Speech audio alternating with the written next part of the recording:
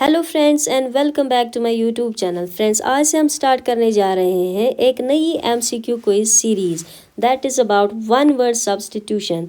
सबसे पहले जानते हैं what is one word substitution. It means to replace a long sentence with a single word, मतलब एक लंबे जुमले को सिर्फ एक लफ्ज़ में बयान करना। तो स्टार्ट करते हैं आज का सेशन। पहला क्वेश्चन है, a person who speaks many languages, एक शख्स जो कई ज़ुबानें बोल सकता हो उसे क्या कहते हैं। Option A is linguist. Linguist का मतलब होता है माहिर ज़ुबान, यानी a person who studies a language scientifically और एकेडमिकली। लिंग्विस्ट्स क्या करते हैं, they study grammar, structure, sound design, evolution of languages. So option A is incorrect because it is about studying languages, while this question is about speaking many languages. दूसरा option है यहाँ पर bilingual. By का मतलब होता है दो. Bilingual means a person who speaks two languages exactly. जबकि क्वेश्चन में पूछा गया है one who speaks many languages, many means more than two. Option B यहाँ पर इनकरेक्ट है। Option C is polyglot. Poly का मतलब many and polyglot means a person who speaks many languages, who speaks more than two languages. So option C is correct. ऐसे शख्स को बोला जाता है पॉलीग्लॉट, जो कई ज़ुबानें बोल सकता हो। दो से ज़्यादा ज़ुबानें बोलने वाला शख्स कहलाता है polyglot. Option D is philologist. Philologist is one who studies ancient texts, ancient languages and literature. So this is also incorrect. Option D is also incorrect. Philologist क्यों incorrect है? Because philologist studies ancient languages, literature and historical texts. It is more related to language history, not speaking ability. यानी कदीम ज़ुबानों और अदब का माहिर कहलाता है philologist. So ये ऑप्शन भी यहाँ पर गलत है।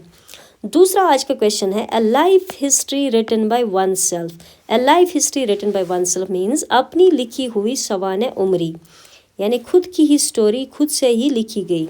ऑप्शंस यहाँ पर क्या है, मेमोयर। मेमोयर का मतलब क्या होता है, it focuses on specific memories not full life history.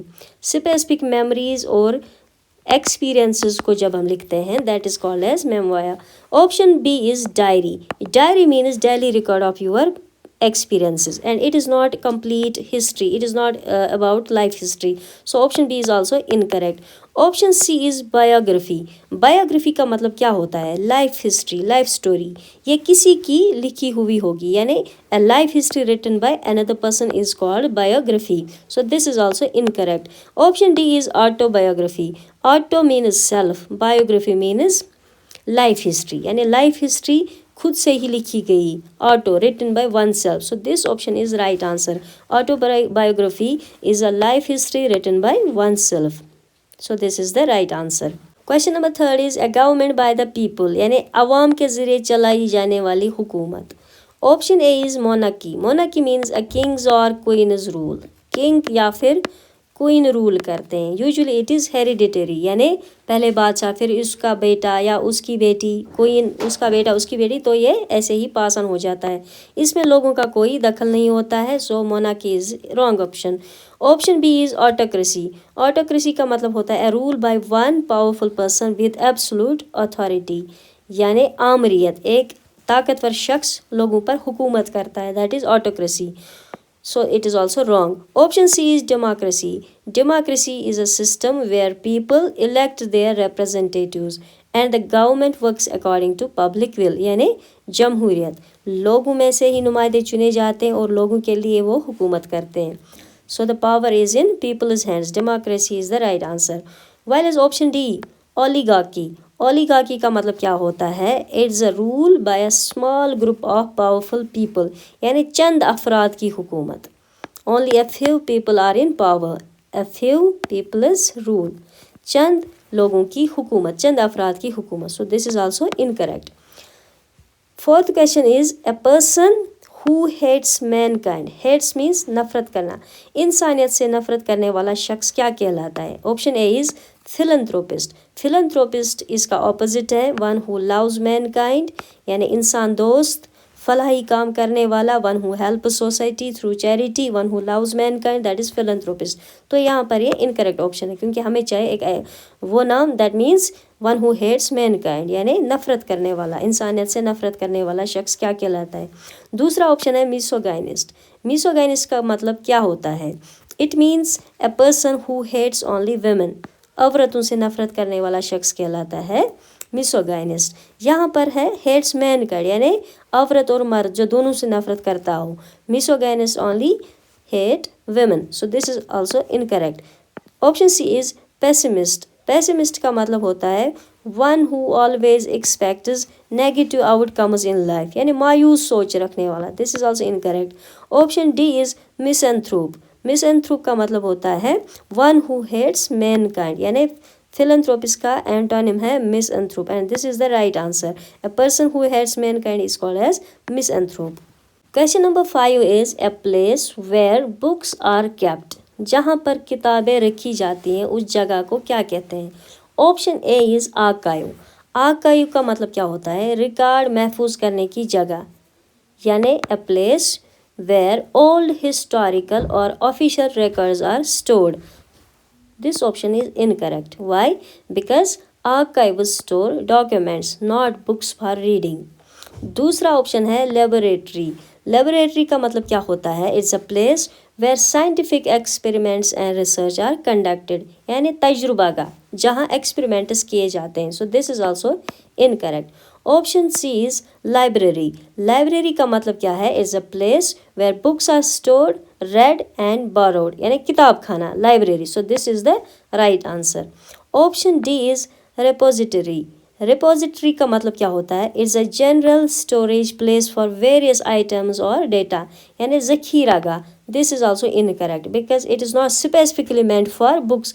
यहाँ पर और भी चीज़ें रखी जाती है, ये ज़ख़ीरागाह होता है, general storage place. So option D is also incorrect. Question number 6 is one who believes in God. One who believes in God यानी अल्लाह को मानने वाला, गॉड को मानने वाला क्या कहलाता है? जिसको खुदा के वजूद पर शक ना हो, जो अल्लाह की वजूद पर यकीन रखता हो, उस शख्स को क्या कहते हैं? Option A is atheist.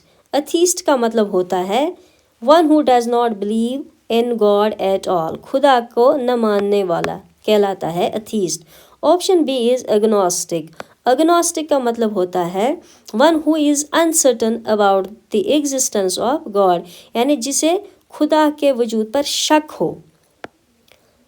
It is incorrect because it's not a firm believer, यानी इसे शक है अल्लाह के वजूद पर। Option C is theist. Theist का मतलब होता है a person who firmly believes in the existence of God, यानी खुदा को मानने वाला, अल्लाह को मानने वाला कहलाता है theist. So this is the right answer. Option D is secularist. Secularist का मतलब क्या होता है? One who believes religion should be separate from government, यानी मज़हब और सियासत को अलग रखने वाला कहलाता है secularist. So this is also incorrect. Question में पूछा गया है जो अल्लाह को मानता हो, अल्लाह के वजूद को मानता हो, खुदा के वजूद को मानता हो, उसे क्या कहते हैं? एथीस्ट होता है जो बिल्कुल भी अल्लाह के वजूद को नहीं मानता हो। एग्नोस्टिक मीन्स जिसको खुदा के वजूद पर शक हो, यानी सर्टन नहीं है या नहीं है। तो थीस्ट जो फर्मली बिलीव करता है that there is God. So this is right answer. Secularist is one who separates religion from government, जो मज़हब और सियासत को अलग रखने वाला हो, that is secularist. So option C is correct. Number 7 is fear of death is called. मौत का शदीद खौफ होना। Option A is claustrophobia. Phobia का मतलब होता है डर या नफरत। So claustrophobia is fear of closed और कन्फाइंड स्पेसेस, यानी बंद जगहों से डरना, बंद जगहों का खौफ होना, confined spaces. Option B is xenophobia. Xenophobia means fear और हैट्रेड, डरना या नफरत करना किनसे? स्ट्रेंजर्स और फॉरेनर्स, अजनबियों से नफरत या अजनबियों से डरना, that is xenophobia. This is also wrong. Option C is thanatophobia.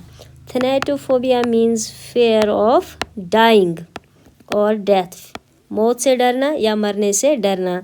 It is called as thanatophobia. So this is the right answer. While as the option D is acrophobia.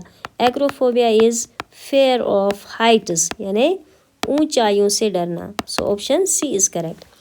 8th question is a person who loves books. एक शख्स जो किताबों से मोहब्बत करने वाला हो. And option A is bibliophile. Bibliophile का file means love. Biblio means book, यानी book lover. A bibliophile is a person who loves reading books and collecting books. Reading and collecting books. वो कहलाता है bibliophile. So option A is correct. While as option B, bibliography. Bibliography means list of books. यानी किताबों की फहरिस्त. List of books. जो एक book के एंड पर किताबों के नाम दिए गए होते हैं for references. That is bibliography. Option C is bibliomania. Mania means craziness यानी unhealthy obsession. Bibliomania is unhealthy obsession with collecting books यानी किताबों का जुनून. Option D is author. Author का मतलब होता है a person who writes books. So option A is correct. A person who loves books is called a bibliophile. Ninth one is a person who can use both hands equally well is called. यानी जो शख्स दोनों हाथों से यकसा काम कर सके उसे क्या कहते हैं. Option A is left handed. Left handed means बाएं हाथ से काम करने वाला. A left handed person mainly uses left hand. Option B is dextrous. Dextrous का मतलब होता है स्किलफुल स्पेशली विद हैंड्स यानी माहिर चालाक. And option C is ambidextrous.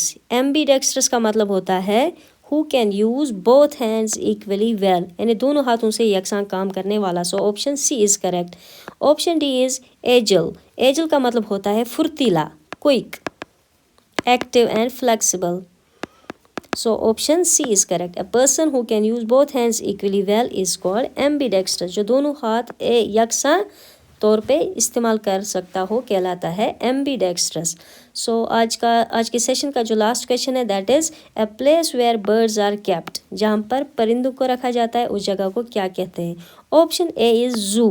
यानी जू एक ऐसी जगह होती है where many kinds of animals are kept यानी चिड़ियाघर. Many kinds of animals are kept in zoo. So this is wrong. हमें सिर्फ वो जगह चाहिए जहाँ पर सिर्फ बर्ड्स होते हैं. Option B is aquarium. Aquarium में क्या होता है, यहाँ पर फिश होती है, एक्वेटिक एनिमल्स होते हैं, मछली घर. सो यहाँ पर वाटर एनिमल्स होते हैं, fish and other aquatic animals. So this is also wrong. Option C is aviary. Aviary का मतलब क्या होता है, is a large enclosure specially designed for birds. परिंदा घर, यहाँ पर सिर्फ बर्ड्स को रखा जाता है, aviary. So this is the right answer. Option D is sanctuary. Sanctuary is a protected natural area for animals और बर्ड्स यानी महफूज कुदरती इलाका, because it is an open natural space, not a housing place. So this is also incorrect. So option C, aviary, is a place where birds are kept. So that is all from today's session. I hope you enjoyed it. Thank you for watching. Have a nice day.